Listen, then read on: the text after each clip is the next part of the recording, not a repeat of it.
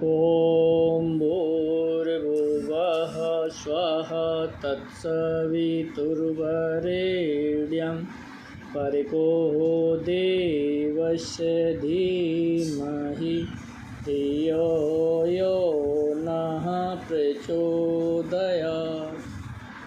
जय माँ गायत्री, जय गुरुदेव।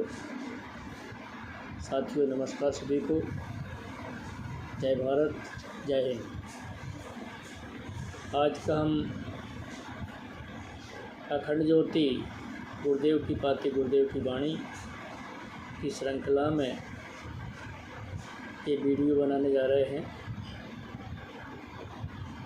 इसके माध्यम से आज हम परम पूज्य गुरुदेव की दुर्व्यसन उन्मूलन श्रृंखला की लघु पुस्तकमाला की पुस्तक दुर्व्यसन बिना मूल आफत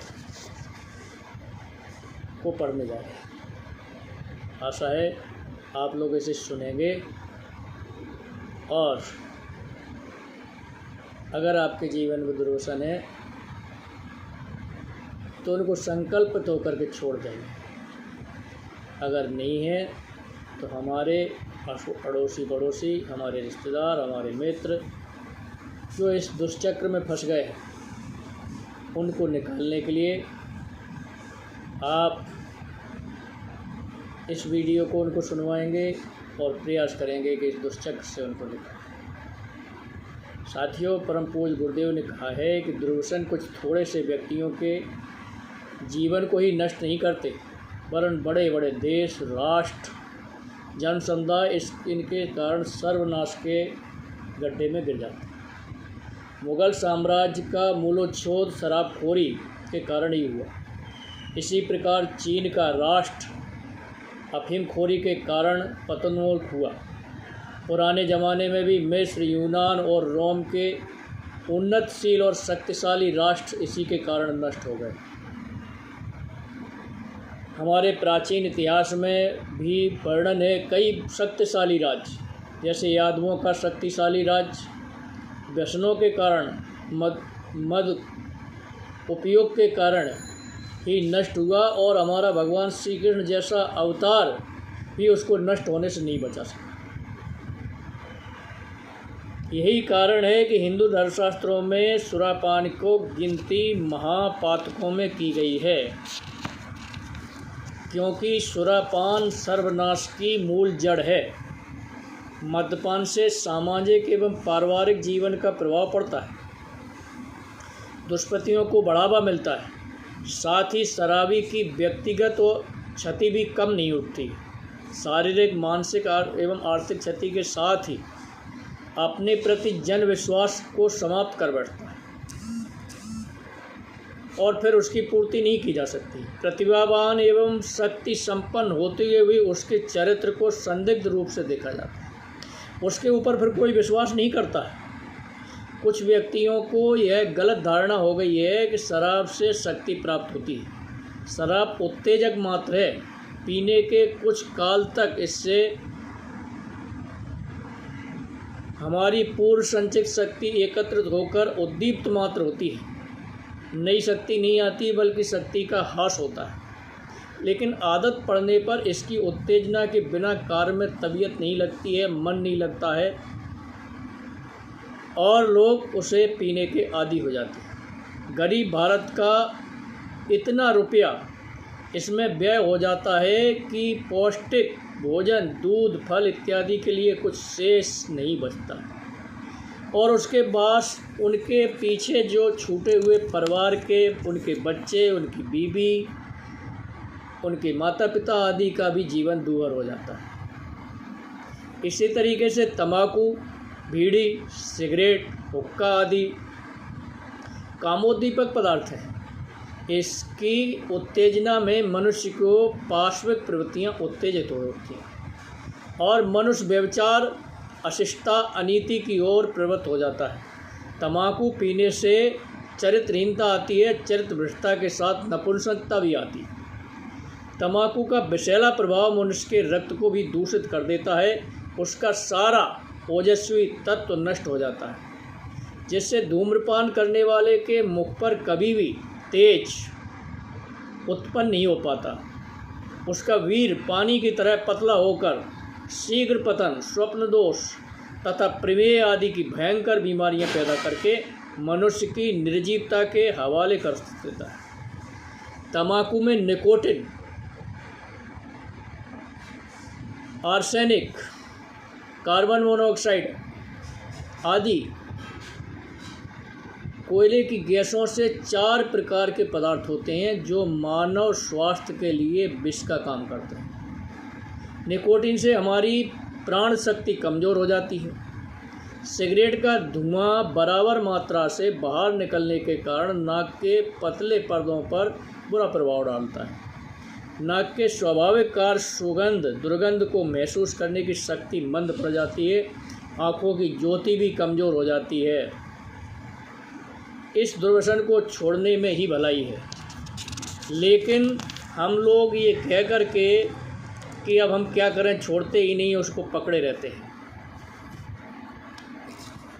तो ये नशे जो है हमको बहुत बुरी तरीके से न केवल आर्थिक बल्कि हमारी शारीरिक, मानसिक, सामाजिक हानि पहुंचा करके हमको गड्ढे में धकेल रहे हैं। चाय एवं काफ़ी सब संसार में पनपने वाले मादक पदार्थ सब जगत में और नशीली चीज़ों की तरह इन्हें भी अपना लिया गया है।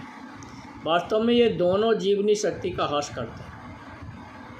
इनके प्रयोग से शरीर में निकलने वाली कार्बोलिक एसिड का परिमाण बढ़ जाता है। चाय से सर दर्द बना रहता है। लोगों में यह भ्रांति मूलक धारणा बैठ गई है कि चाय से भोजन हजम हो जाता है और चाय नहीं मिलती है तो सिर दर्द होने लगता है। इसलिए सिर दर्द को ठीक करने के लिए लोग चाय पीते हैं। शारीरिक हानि के विचार से शराब और चाय एक ही प्रकार के हैं। अंतर केवल महंगी और सस्ती का है। शराब मदहोश बनाकर अल्पकाल के लिए दुख हरती है, किंतु चाय उत्तेजना देती है और नींद हरती है। अमूल जीवन तथा शरीर स्वास्थ्य को नष्ट करने में यह शराब से कम नहीं है, क्योंकि यह उनसे सस्ती है और इसका प्रचार स्थान स्थान पर इतना हो गया है कि आज तो हमारे घर में आए हुए हर मेहमानों का स्वागत भी चाय से किया जाता है। लेकिन चाय भी उतनी ही हानिकारक है जितने अन्य नशे हानिकारक हैं। भांग, गांजा और चरस। भांग और गांजा भारत के ग्रामों में फैले हुए महारोग हैं जो निरंतर भयंकर विनाश कर रहे हैं। दुर्भाग्य का विषय है कि हमारे बेचारे अनपढ़, पिछड़े, साधु, बैरागी, भिखारी, पंडे, पुरोहित, कंडक्टर, ड्राइवर आदि लोग भांग के विशेष शौकीन होते हैं। भगवान शंकर की आड़ लेकर के ये लोग निरंतर भांग, गांजे और चरस का प्रयोग करते हैं और हमारे भगवान शंकर को भी बदनाम करते हैं। भगवान शंकर ने नशे का प्रयोग कब किया, किस शास्त्र में लिखा हुआ है, कहाँ से आया, ये कोई नहीं बता सकता। भगवान शंकर ने तो स्वयं जहर को धारण करके अमृत हम देवताओं को दिया था, लेकिन हम हैं कि मानते नहीं। अमृत छोड़ करके हम फिर से जहर की तरफ चले जा रहे हैं। गांजा पीने वालों के दिमाग बहुत जल्दी बिगड़ जाते हैं।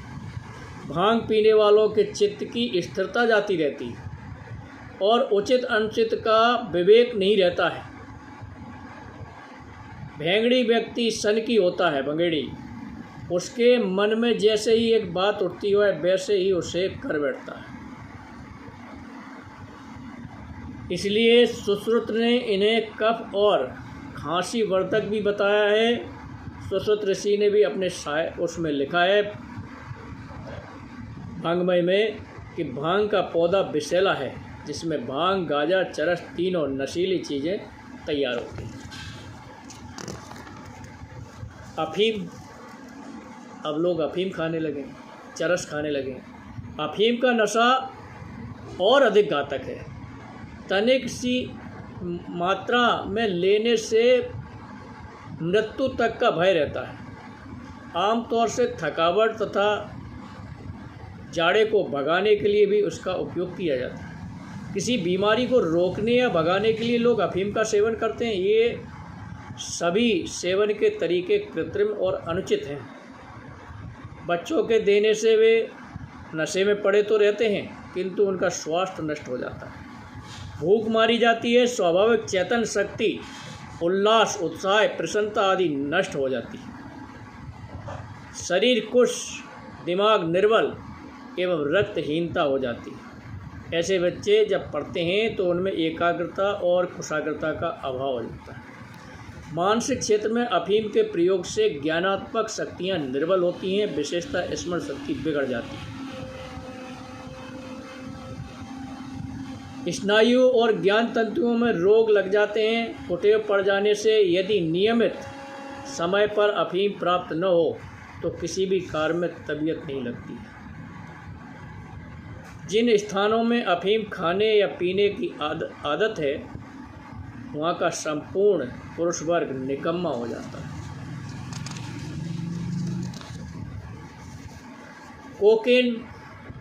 कोकेन के दुष्परिणाम बड़े भयंकर हैं। इससे पाकाशय के स्नायु तथा ज्ञान तंतु अकर्मण्य हो जाते हैं। फलतः 2-3 दिन क्षुधा प्रतीत ही नहीं होती, भूख लगती ही नहीं है। कोकीन खाने वाला यूं ही पड़ा रहता है।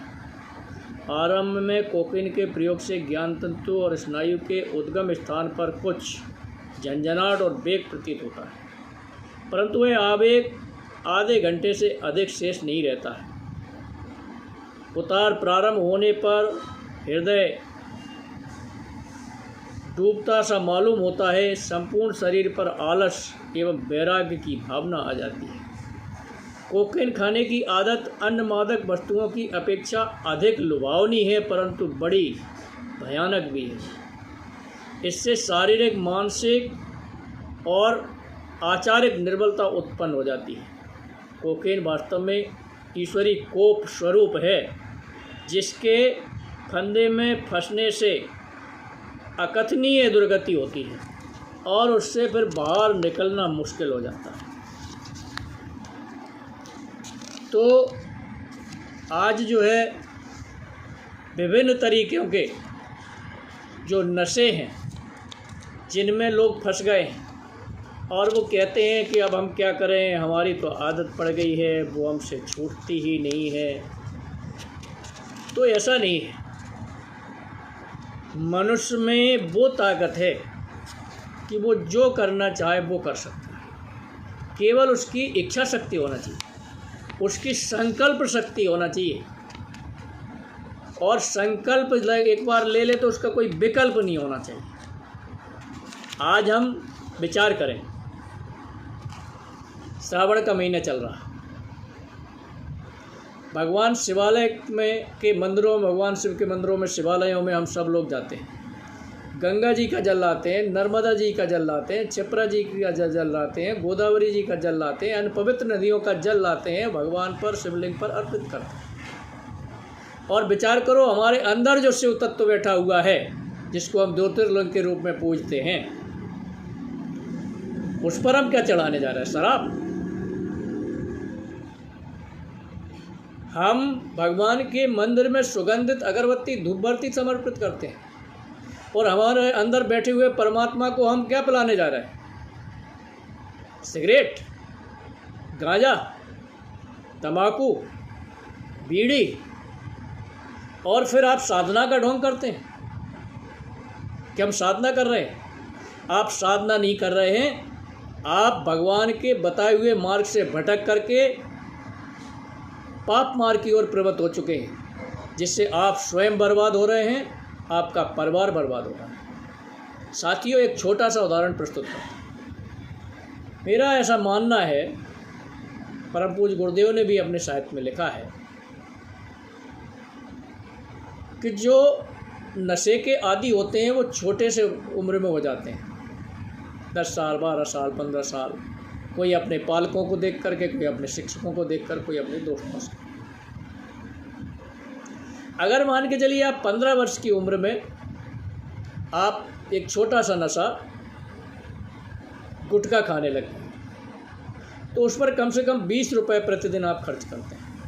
और एक मनुष्य की जो एक औसत आयु सामान्यतः आयु है, मान के चलो 65 वर्ष तक जिंदा रहता है, तो 50 वर्ष तक आपने 20 रुपये प्रतिदिन अगर खर्च किए तो वह राशि लगभग 22 लाख के करीब होती है।